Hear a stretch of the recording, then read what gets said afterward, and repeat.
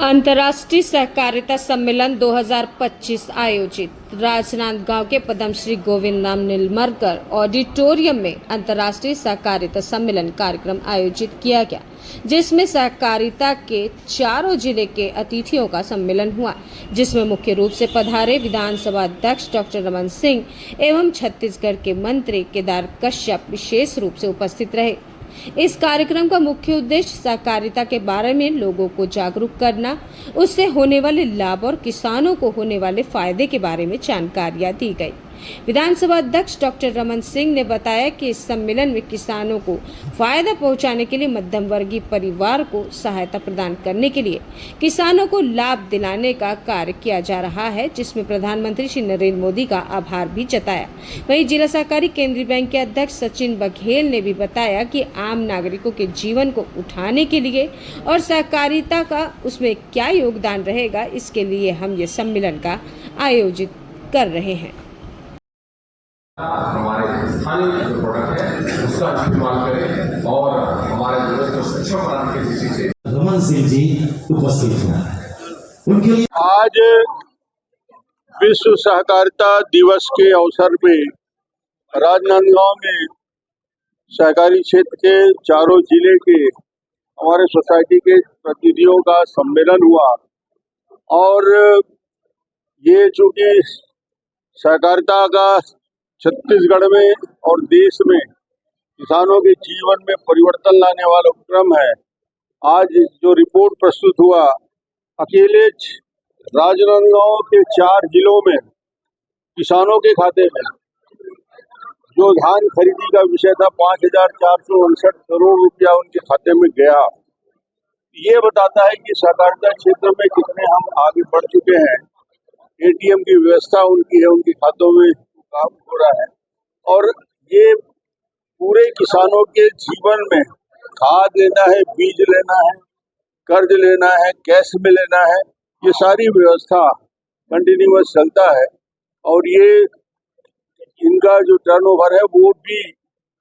5,000-4,000 करोड़ के आसपास कुछ हुआ है। तो मुझे लगता है कि सहकारिता क्षेत्र में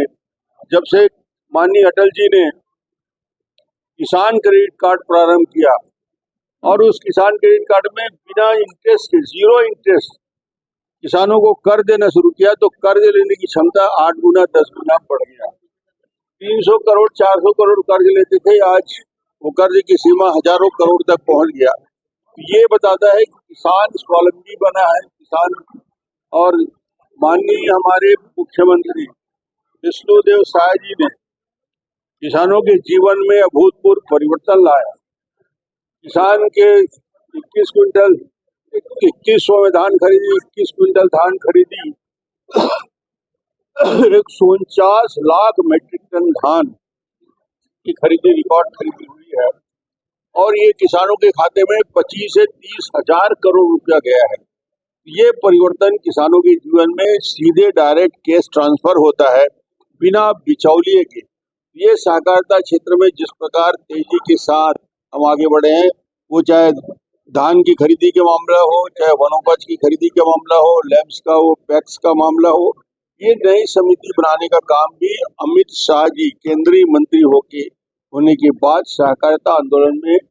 अमित शाह जी के मंत्री बनने के बाद अभूतपूर्व परिवर्तन आया है। और हमारे केदार जी ने सहकारिता क्षेत्र को चाहे बस्तर से लेकर सरगुजा और छत्तीसगढ़ के हर क्षेत्र में पहुंचाने के लिए कठिन परिश्रम करके आज सहकारिता को आगे बढ़ा। सर, आज सहकारी सम्मेलन कार्यक्रम में मंत्री केदार कश्यप नहीं, आज तो हमने पूरे हमारा जो जिला सहकारी केंद्रीय बैंक का चारों जिला जो कार्य क्षेत्र है उसकी 222 समितियों के सदस्यों को, प्राधिकृत अधिकारियों को एक अंतर्राष्ट्रीय सहकारिता वर्ष 2025 चल रहा है, उसी के तारतम्य में सहकारी सम्मेलन आयोजित किया था, जिसमें मुख्य अतिथि हमारे पूर्व मुख्यमंत्री डॉक्टर रमन सिंह थे, केदार कश्यप जी की अध्यक्षता, विशिष्ट अतिथि थे संतोष पांडे जी, केदार गुप्ता जी, भावना और राज, तो हमारे पूरे चारों जिले के प्रमुख नेतागणों की उपस्थिति में एक शानदार सम्मेलन और लोगों तक ये बात पहुंचाने के लिए कि नरेंद्र मोदी जी की सरकार, विष्णुदेव साय जी की सरकार लोगों के जीवन को उठाने के लिए कैसे काम कर रही है और सहकारिता उसमें कैसे योगदान करेगा, सहकारिता के माध्यम से ही लोगों की समृद्धि आएगी, इसको उद्देश्य में लेकर के सहकार से समृद्धि को विषय हम लेकर के आगे आए। और आज हमने जो विभिन्न योजनाएं केंद्र सरकार ने बनाई हैं, जैसे पैक्स जो समिति थी, साख सहकारी समिति थी, उसको मल्टीपर्पज सोसाइटी बना दिया। अब वो सोसाइटी हर किस्म के काम कर सकती है। उसके दायरे से बंधी जो सोसाइटी थी उसको दायरे को खोल दिया है। तो किसान कैसे समृद्ध होगा, अब उसके माध्यम से लोगों तक समृद्धि पहुँचे, विभिन्न किस्म के व्यवसाय करके लोगों को रोजगार का अवसर बने गाँव में। तो उस दृष्टिकोण से ये सहकारिता वर्ष मनाया जा रहा है और हमने आज उसी को लोगों के साथ शेयर करने के लिए, बताने के लिए ये कार्यक्रम किया था।